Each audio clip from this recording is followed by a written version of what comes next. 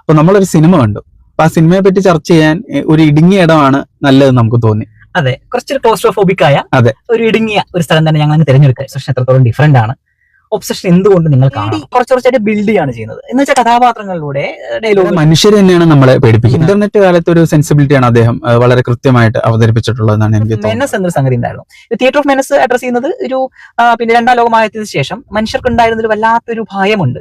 ഒരുപക്ഷെ ജപ്പാനിലെ അമേരിക്കയുടെ ആണവ ആക്രമണത്തിന് ശേഷം ഏത് സമയം ഒരു അപകടം വരാം. ഈ സിനിമ ഉയർത്തുന്ന കുറച്ച് ചോദ്യങ്ങളുണ്ട്. പല പ്രണയബന്ധങ്ങളിലും ഒരു പ്രശ്നമായിട്ട് ഒബ്സർവ് ചെയ്യാൻ നമുക്ക് പറ്റുന്ന ഒരു കാര്യം ഇത് തന്നെയാണ് അല്ലെ, ഈ ഒരു ഒബ്സഷൻ അല്ലെങ്കിൽ ഒരു ടോക്സിസിറ്റി. ഫ്രഞ്ച് സിനിമയായിട്ടുള്ള ഈ ചിത്രത്തിലെ സെൻസർ ബോർഡിന്റെ ഇടപെടലുമായി ബന്ധപ്പെട്ട് കുറച്ചധികം വിവാദങ്ങൾ സോഷ്യൽ മീഡിയയിലേക്ക് വളരെ പതിഞ്ഞ താളത്തിൽ തുടങ്ങി, എന്നാൽ പ്രേക്ഷകരെ പേടിപ്പിക്കുന്ന തരത്തിലുള്ള ഒരു സംഗീതമാണ്. എന്ന് വെച്ചാൽ നിശബ്ദത പോലും ഇവിടെ മനോഹരമായിട്ട് ഉപയോഗിക്കപ്പെട്ടിട്ടുണ്ട്. ഒബ്സഷൻ ഏത് സിനിമാ പ്രേമിയും നിർബന്ധമായി കണ്ടിരിക്കേണ്ട ചിത്രമാണ്.